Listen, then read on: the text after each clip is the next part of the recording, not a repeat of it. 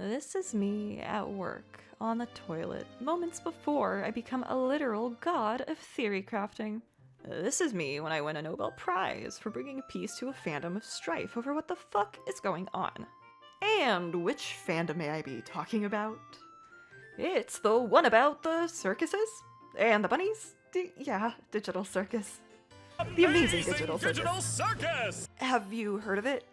You and 400 million other people? Oh, okay. Oh, you haven't? Where the fuck have you been?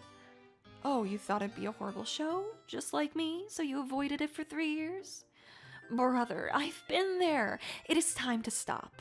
I mean, literally, stop. Stop the video. And don't put it back on until you've finished up to episode 7, okay? Because otherwise I'm gonna sound fucking insane because I don't have time to explain the entire plot. I don't have time to explain the themes and subtext. Do you really need more motivation to pause the video? Here's your motivation. I love you. Do you hate me? Pause the video! Now! Now! Now!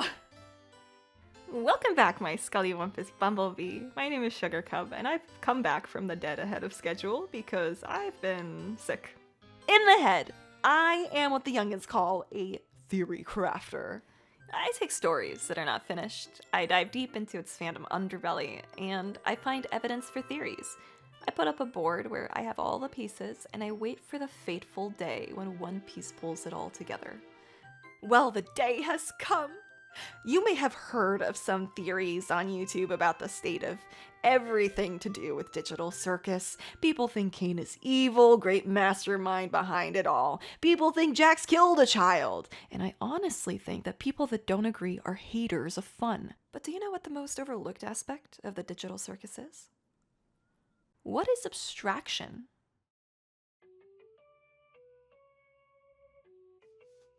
By the year 2013, an urban legend had entered the lexicon of the Sims 2 community. Since nearly the inception of this dollhouse-like simulator game in 2004, people encountered bugs that on occasion would make certain lots or neighborhoods unplayable or even crash the game. The most popular theory at the time was that if you deleted a sim within the game, it could cause corruption. Sims would still have memories and wants in relation to the deleted Sims, which would cause the Sims to not only have corrupted memories, but also corrupted wants that no longer appear, speech bubbles with nothing but squiggly lines, and a whole slew of other problems that could accumulate into game-crashing issues. The worst part about it is that even if other Sims were not related by any means to the deleted Sim, the corruption would still be able to spread due to the game mechanic of rumors. You might imagine how disastrous it would be to gossip about a sim that doesn't exist. Now, this theory is actually not true, but it is based in reality. The game can still corrupt if it crashed when you were saving, when you delete a sim from the files, and if you have mods that are not designed to work with the game code.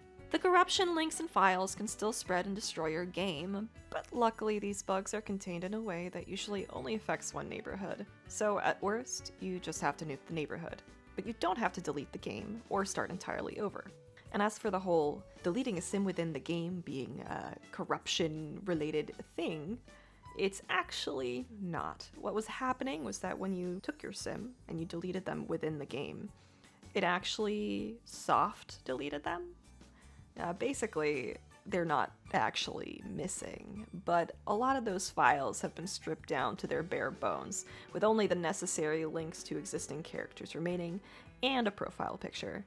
Now, why might I be mentioning this in a video about a game where people that come in contact with abstractions begin to glitch out?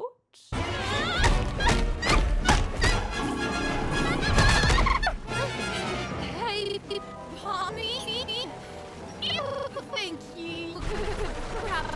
Help me out here. I understand. It's interesting that everything an abstraction touches can corrupt a little bit. It is treated as the most dangerous thing in the circus. Rightly so. It can literally corrupt your existence.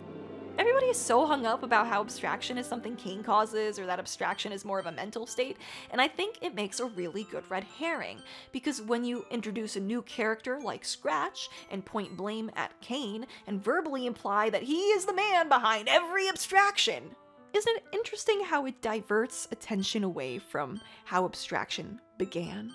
I mean, Kinger literally just revealed it, that the first abstraction was caused by an accident. And so, you have to assume that prior to this accident, abstraction did not exist. Hi, Editing Sugar here. I realized that I did not actually delve into what I meant here, and so it doesn't make a lot of sense.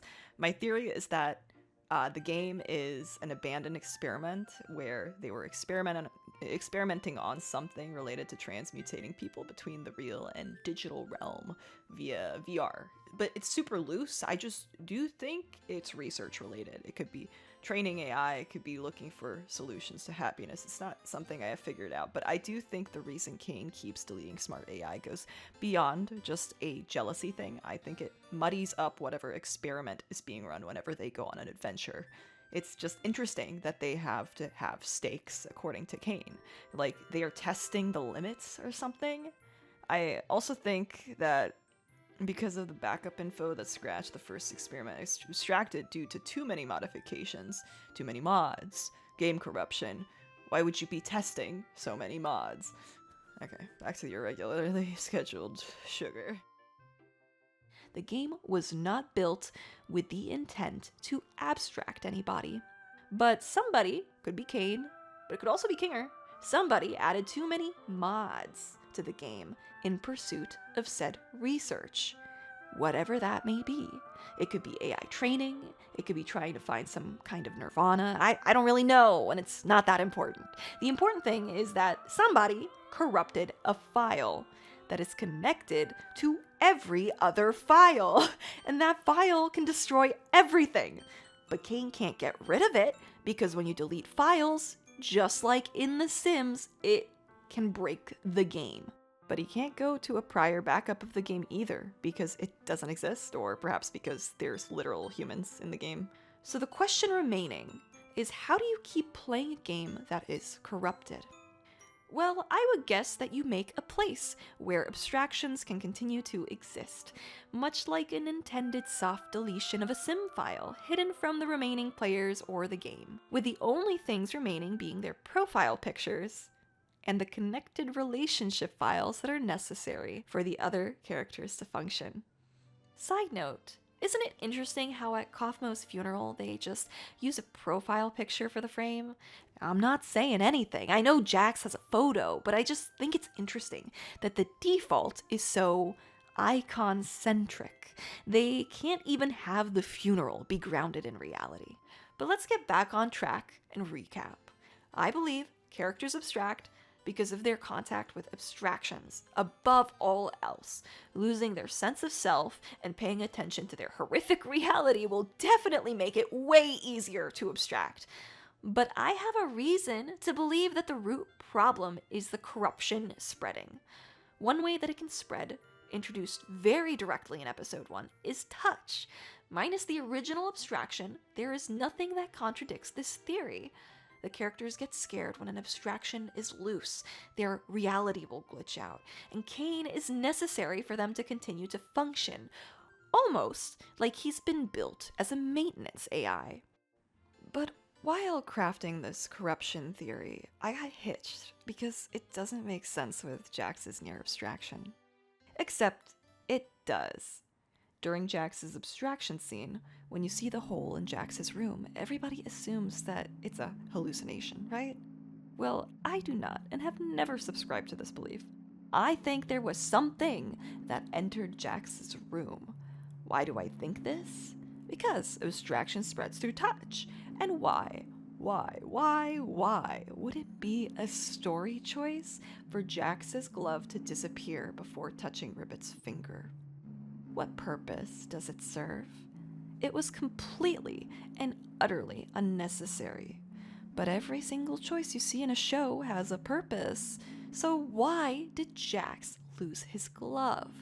By the way, Did you guys figure out yet why Kinger probably has memory issues? The time he spent with his wife. You really think nothing happened to him in terms of corruption? After he touched his wife's hand, nothing at all goes wrong just because they're in a calm state? I mean, I think it's quite obvious that he has a spotty memory, right? Even if we don't know why, we have to assume there is an important reason, that it is a story element. I'm just saying, maybe this is the reason. Maybe his code in his brain got a little bit corrupted because he wanted to make out with his wife one last time. Anyway, if this is true, we know that Kane can reverse the problems caused by being touched by an abstraction. Except, Kane keeps mentioning at least 3 times now that he can't see into their minds. One of the few things I don't have control over are your minds. Then what is your problem, Zooble? I'm trying my best to remember, but both you and my brain won't tell me. You made me... You got in my head. You just lie about everything, don't you? Huh?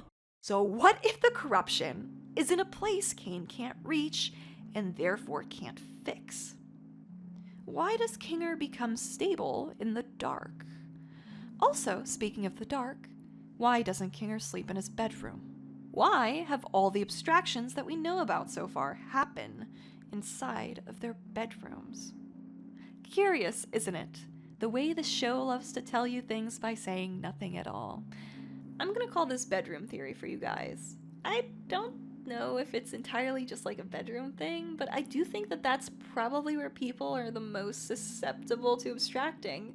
I mean, think about it. You can stay sane as long as you're around people. Imagine for 2 seconds that nothing you have is real. There is a real world, and you don't live in it. Only 5 other people can even understand the situation you are in.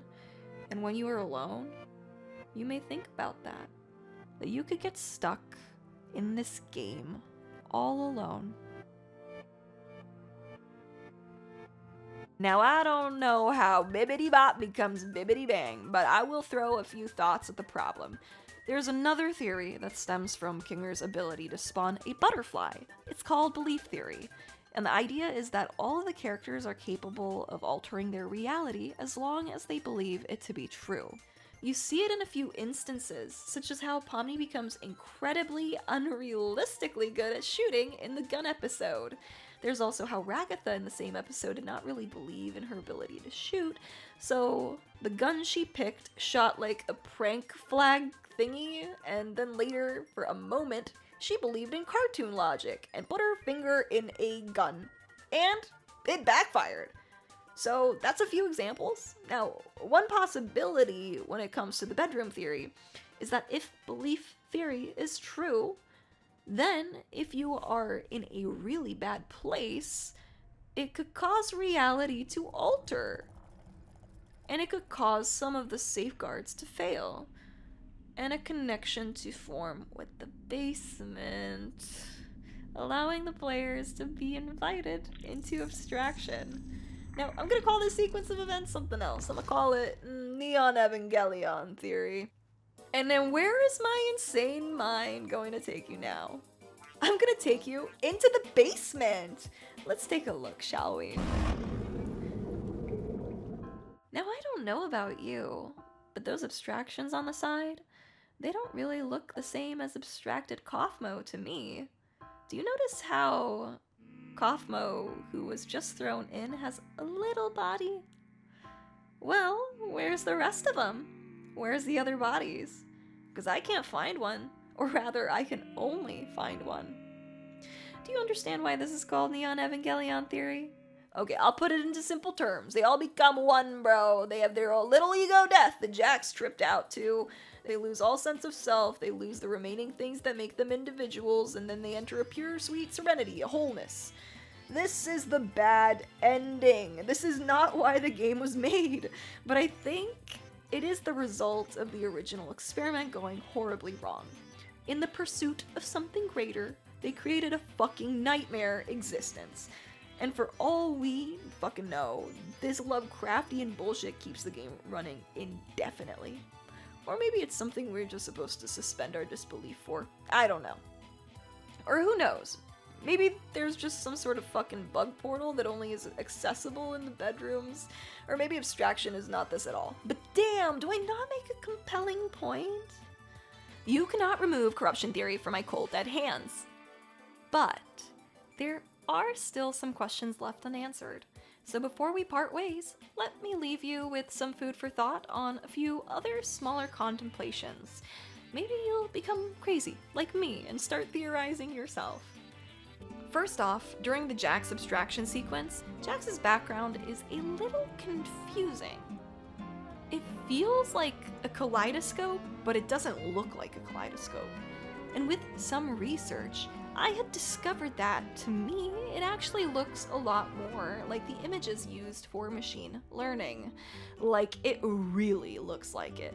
And my best guess to the final image seen in the sequence is that it's some sort of globe-like server. Like, maybe Jax is being fed into the machine to improve it, I don't know. But I do think this coincidence is interesting, whatever the case may be. Second, I think the reason Jax and Pomni gravitate towards each other is because they are the most aware of how fake their reality is. Pomni copes with it by focusing on friends, meanwhile Jax copes by completely alienating himself from friends. I actually deeply believe, for as much playing along as Jax does, he is incredibly, intensely aware that nothing is real. It is so extreme of a belief that in order for his coping mechanism to function, yes, he has to include all the humans in this belief. He has to pretend that he is playing a game. And it's kind of hard to focus on that when all the other players are constantly having breakdowns. And when Kane puts everybody in a hellishly realistic adventure like working in fast food that reminds you of how utterly fake everything is. No wonder he would prefer zany action-filled adventure. And when Pomni comes around, and she's this extremely grounded character that is super hard for Jax to pretend is just some NPC, on top of Pomni assaulting him, I think it really fucked up his coping mechanism. And unfortunately, in a world where the only thing that is real is a handful of other humans, if all you do is push them away, I cannot imagine how easy it would be to simply abstract when the reality that you are alone and cannot bear to lose anybody else hits you.